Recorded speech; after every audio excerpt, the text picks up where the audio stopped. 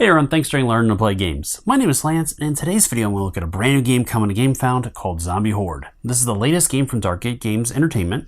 It is a 1 to 5 player game that takes roughly 1 to 2 hours to play per session, and is a fully cooperative game where the players are going to be playing through a series of sessions trying to manage their colony after the zombies have come and destroyed humanity.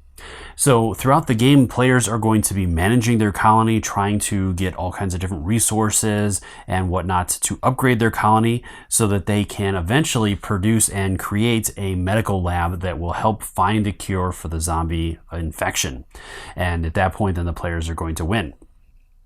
So throughout the game, the players are going to be playing in sessions, and during each session that will take a colony phase where the players are going to be distributing their survivors into different areas of the colony to work and build and produce food and weapons and all kinds of different things, bullets, being able to set up their defenses for their colony and all kinds of other stuff. Then the players are going to set off some of their colonists or some of their survivors to explore the outer world and try to find new and more resources to bring back to the colony that they'll need to build more stuff.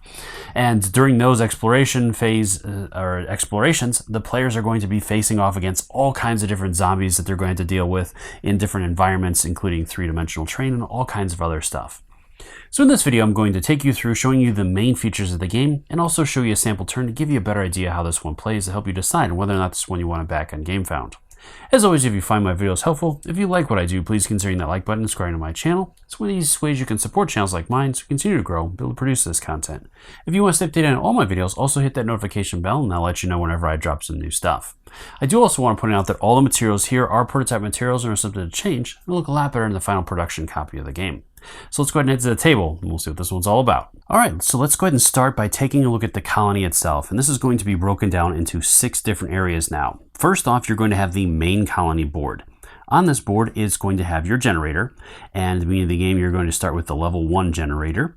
And with the level 1 generator, you're going to need wood to operate it. If there is no wood to burn, then this generator will not function, and none of your different areas are going to be able to produce anything. So it is very important to keep the resources you need to operate your generator. As the game goes on, you'll be able to upgrade into higher level generators, such as the vapor engine, and finally the solar panels, which will be able to operate your higher level buildings and allow you to construct those. Next, the main colony is going to have 4 different areas in it. The first area is where your different weapons are that you can build. And before you build them, you're going to need to spend the different resources on those. And as you can see, there are level 1 weapons, there'll be level 2 and level 3 weapons as well. And you'll add those as you upgrade your blacksmith. Once you construct a weapon, you're going to place it in the constructed weapon side, and that's simply going to flip that over and you'll be able to equip it to one of your survivors that you send out on explorations. Then you have the training area. In this area, you can send a class to be specialized, and each class is going to have 3 unique different training options to be trained in, and I'm going to cover these a little bit more later. And then finally, your rest area for any of the survivors that aren't being used at the moment. Those are going to go in here, or some other conditions will have survivors go in there. Finally, at the bottom of the board is the morale tracker, and throughout the game you're going to gain and lose morale, and then you'll have to resolve a card based on where your tracker is, starting with normal, bad, and very bad, and that you'll have to resolve, and all kinds of different situations will come up from that. From there, then I want to take a look at the 5 different survivor classes that players are going to be playing throughout the game. Each survivor class is going to have its own dashboard and is going to be responsible for certain aspects of the colony that survivor class is going to have to manage, or that player will have to manage. So each survivor class is going to have its own dashboard that's going to list the name of that survivor class on the top, its image, and its stats for attacking. The first set is for the ranged attacks, and that's going to list the number of dice you roll, along with the range of the attack, a number of spaces away, and the number you have to roll equal to or greater than on each of those dice to score a hit. And the farther away you go, the harder it's going to be. Next is the melee attack, and again, that's going to list the number of dice, your distance, and the number you have to roll equal to or greater than on each die to score a hit. From there, then each of the classes is going to have its own special abilities. For example, with the farmers, they have climb, which allows them to climb to higher levels, and each time they perform an attack, a farmer gets to re-roll 1 die. Underneath that is the survivor's actions you'll get to keep track of during the survivor's turn. So each survivor will get to perform 3 actions, And then each survivor also has a reaction during the enemy phase to potentially save their life.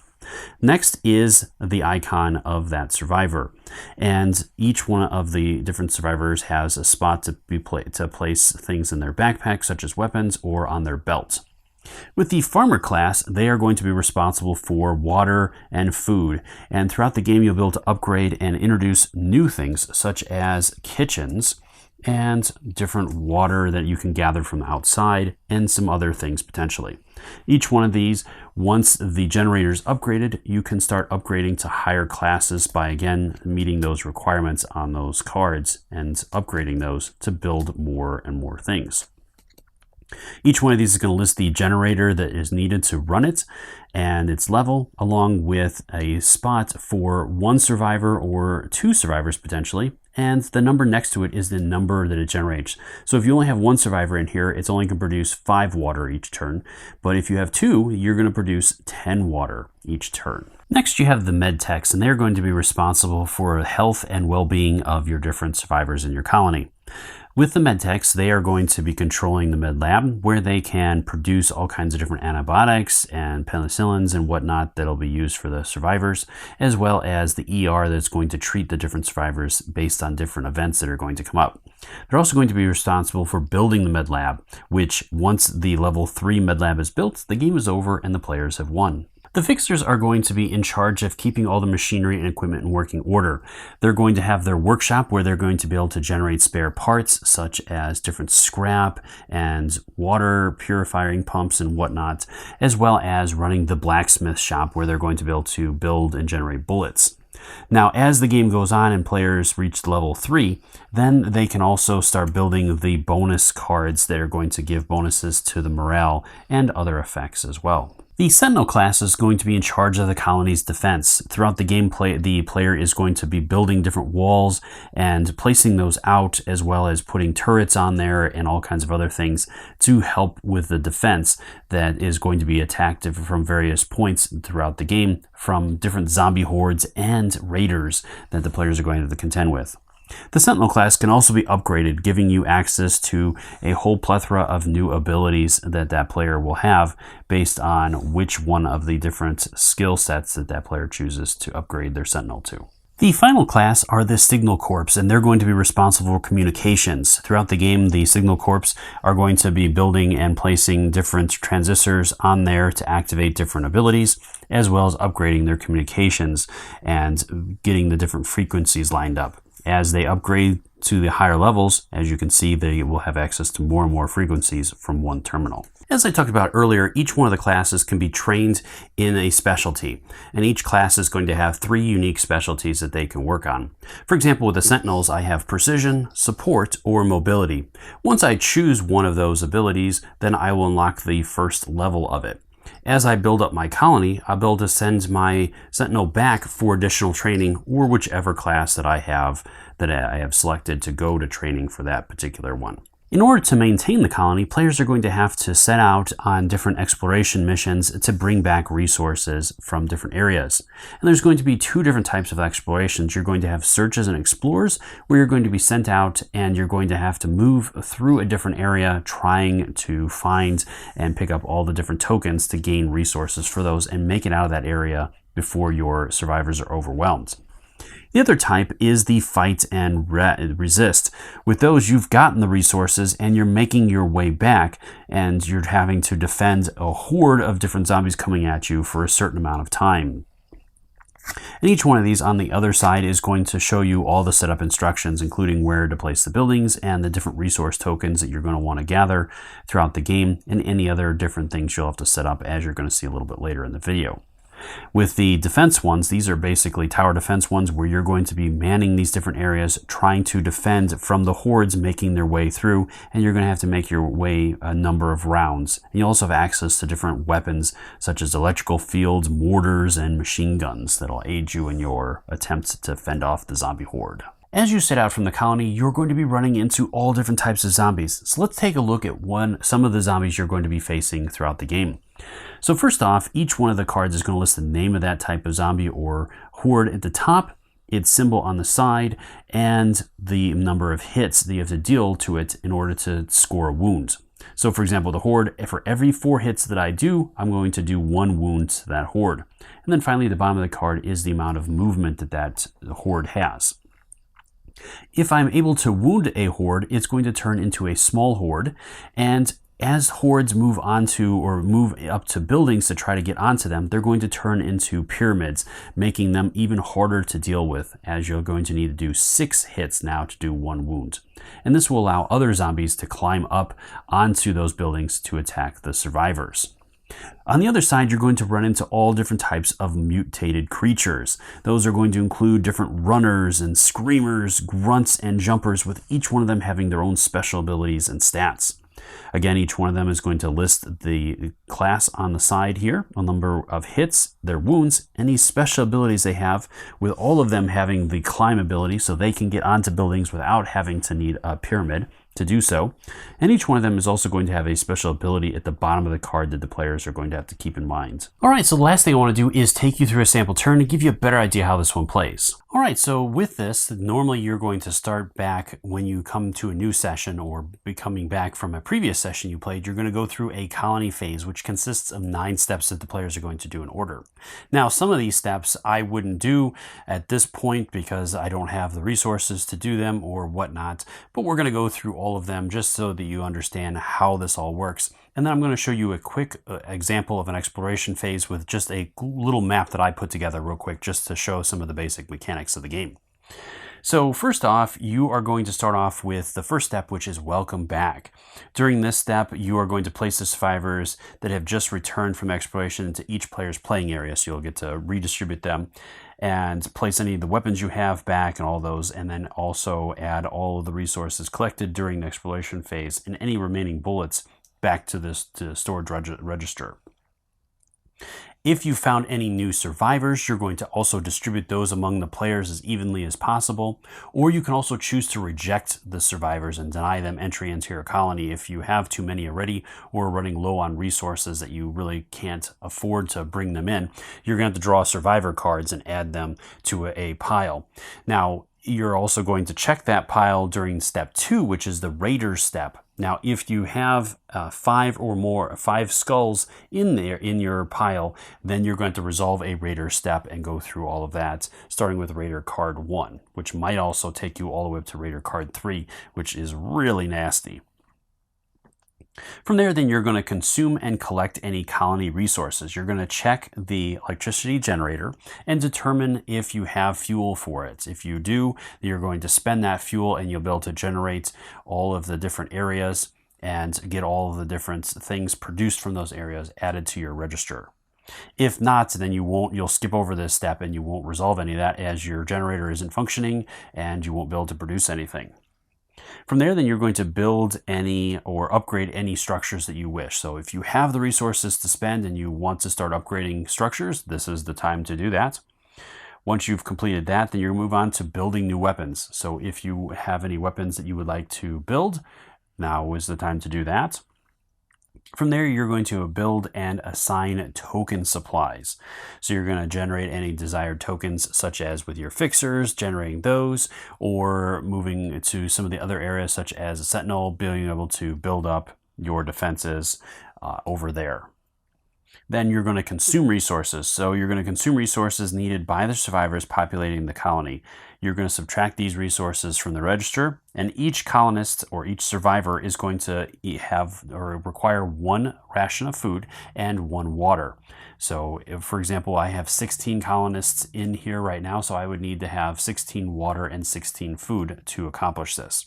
For every 2 survivors that you don't meet these requirements for, it's going to reduce your morale by 1. Then you're going to check and resolve your morale. So based on how things are going there, you're going to have to draw and resolve a card if 1 is required. If you're in the negatives, if you're in the positives, then you're okay.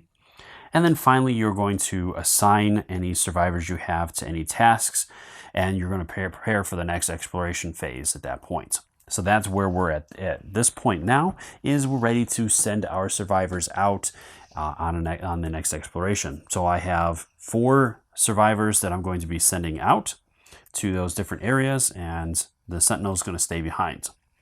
So during an exploration phase, it's broken down into a number of rounds. And each round, the survivors are going to activate first, being able to spend their actions as they see fit to move around and try to pick up the different objectives, and then make it out of the board before the zombies overwhelm them. Once all the players have gone, then you move into a zombie turn where the zombies are going to move and potentially attack if they're in range of the players, and then you're going to resolve a spawn card or a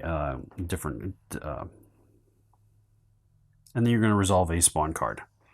So let's go ahead and move into it. So starting with the players, you can activate the players in any order you want to, spending actions as you see fit. So you can have, like, for example, the farmer spend an action and then move over and have the med tech spend an action or two, and so on and so forth until all players have used all their actions. So you can easily bounce between survivors, combining survivors' attacks, which is going to be very important in this, and doing all kinds of other things. All right, so as the survivors, I see this objective up here, definitely want to try to get to that. So I'm going to go ahead and spend 2 actions with my medtech and my fixer to move 2 spaces onto that building. And they each have the climb ability, so they can accomplish that. Or actually, I think I'm not going to send the fixer. I'm going to send my signal core specialist there instead. I'll keep those 2 together.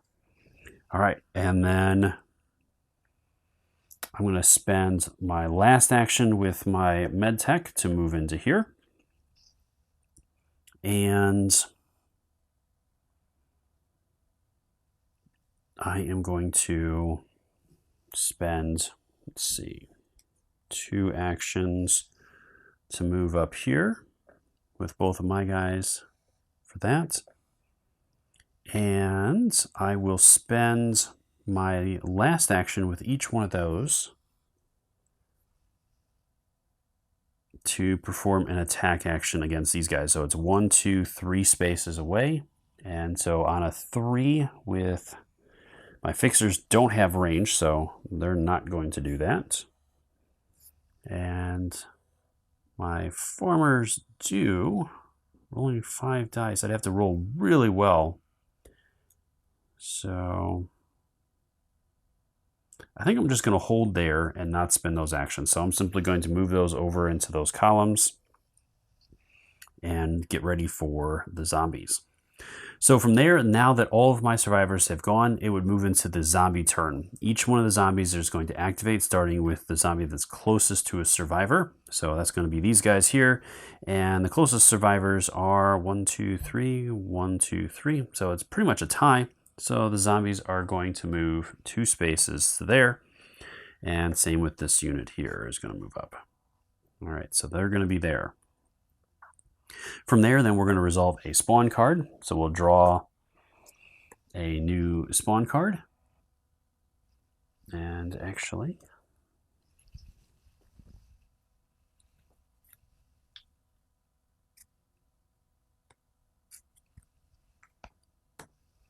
it's going to be the Search and Explore card.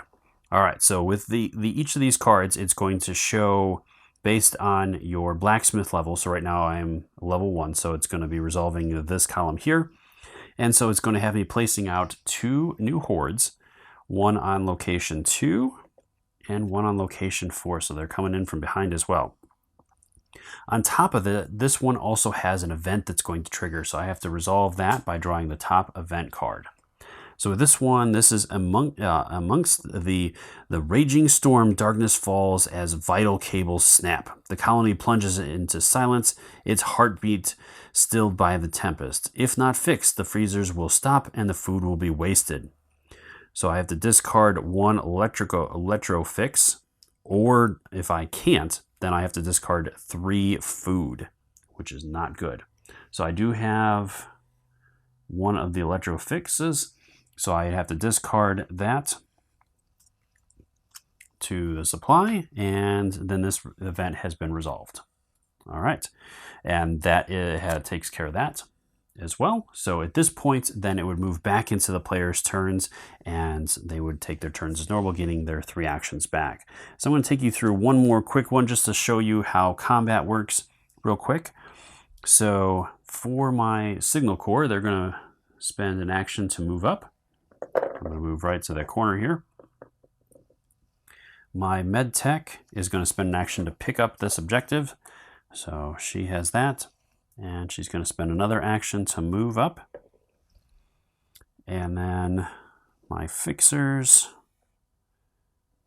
and those guys are there. I am going to go ahead and attack. So I'm going to spend 1 on each of them.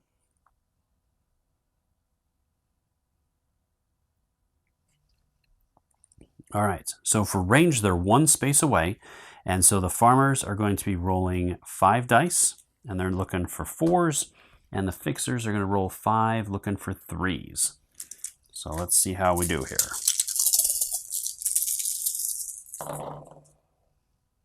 All right. So the farmers are going to need 4s. So they got 2 successes, and the farmer gets to reroll 1 die. And it helps him out. And then the fixers are also going to need, 3s. And so they were just short by 1 point. If I would have gotten 1 more success there, I would have been able to take that horde down. So instead, that horde, it takes a wound, and I would just basically turn it into a small horde. Okay, let's go again. So I'll go ahead and fire again. See if I can take down that small horde. And so yeah, I got 4 there. That takes care of that. So I probably should have just split the attacks up, but that's okay. All right, so that was that one. I do have 1 more with these guys, so I'm going to go ahead and spend 1 for her, and she gets 6 dice, and she's going to need 5s on those. And the signal core is going to spend 1 to shoot as well. So they're going to target that small horde there. Looking. All right, so she needed 5, so she got 2. And she does have a reroll. No luck. All right, so she got 2, and the signal core needed 3s, and he got 2 successes there, so that was just enough to take down that small horde there. All right, then our survivors do have 1 action left, so they could go again, but I'm going to go ahead and skip that because I want to show you how the pyramids work. So this zombie horde would move to this building and create a pyramid. So now if another horde was, say, here, that horde would move and immediately move up to here as a free part of that. It wouldn't cost one of its movement actions to do so. So then it would be able to attack her. So that's really bad.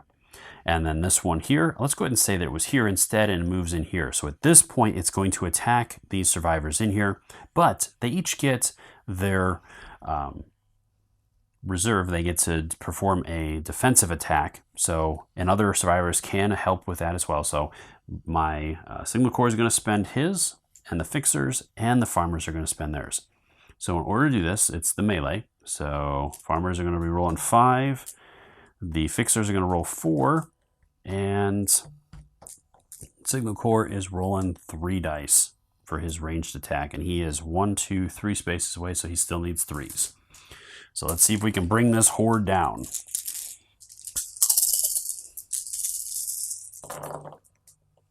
Okay. So I've gotten 2 successes with his stuff. The fixer is going to need 3s. So the fixer got all 4 successes. The farmers need 4s. So the farmers ended up rolling 3 as well. And they do get a reroll. Oh, wrong die. Not anything good. But I was able to do a total of 9 wounds, so that is enough to take care of that horde. And luckily I did, otherwise, again, that horde would have killed both of those survivors in that space. All right, so that is the basics of it. And again, you would continue doing this until the survivors all make it off of the stage. So you want to try to grab as many tokens, resource tokens as possible, because each one of those is going to get you resources. But if things get too heavy, it might be time to leave before you collect all those tokens before losing all your survivors. Well, I hope you found the video helpful in learning more about this game and deciding whether or not this is one you want to back on Gamefound. As always, if you have any questions or comments, please post those in the comment section below and I'll do my best to answer them. Or swing by on the Gamefound page and drop any questions you have there as well. I'm sure the creators would love to hear from you and are more than happy to answer any questions you have. Until next time, I'll see you later.